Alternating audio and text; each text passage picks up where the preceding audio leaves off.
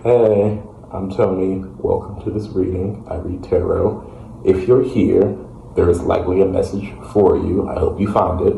So take what resonates and leave what doesn't. We have, for this energy, the High Priestess and the Hermit card. That is somebody who is observing and learning lessons and taking their time. Under that, we have Ace of Autumn and Ten of Autumn. So your time will come, your harvest will come, but you definitely have things to learn. You're learning them, and you very well could be integrating them. You might be in a period where you recently underwent some really, really traumatic experience, perhaps. And this unveiled a new side to the world to you. Congrats. Welcome to maturity. And take your time integrating that and really let the world crash into you, kind of, because it's hard the way that we let kids view the world versus the way the world actually is.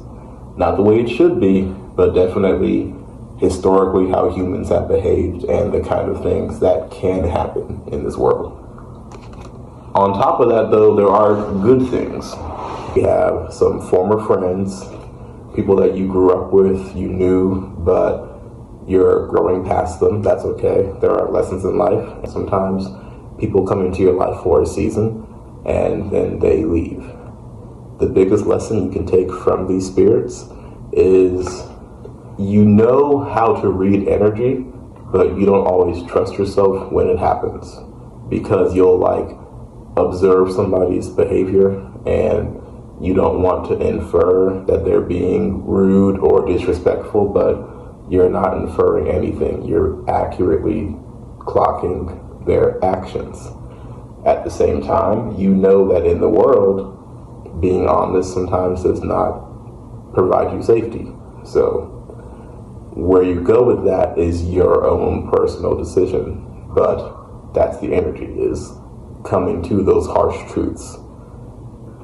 We have somebody who is getting stuck a little bit in the grass is always greener on the other side mentality, but be careful with that, because just like you think someone else's grass is greener, they think your grass is greener. Desire lives outside of us. Pride lives outside of us often.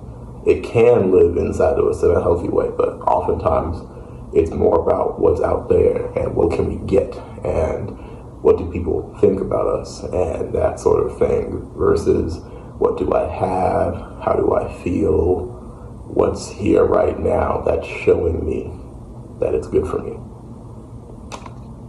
You can listen to that and likely it resonates for you in your own way, because again, this is very general readings. So some of y'all might actually find that there is better out there for you for sure. Some of y'all might look around and be like, this is pretty good too, because better is subjective. You got to give something to get something. So if you go after what you want, be prepared to lose what you have.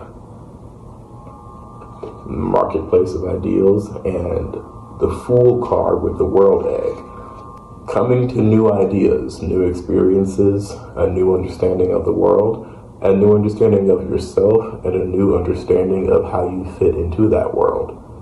That's a lot to take in for a big guy, a little guy, any kind of guy or girl. So take your time with that.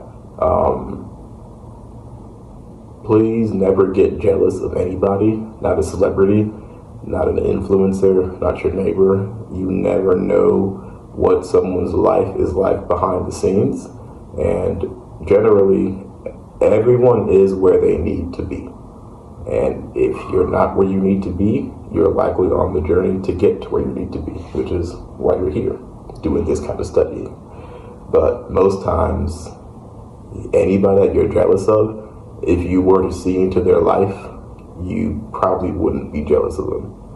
There would be something that you wouldn't like, or that you would see and be like, okay, that didn't seem as flashy as I thought it was.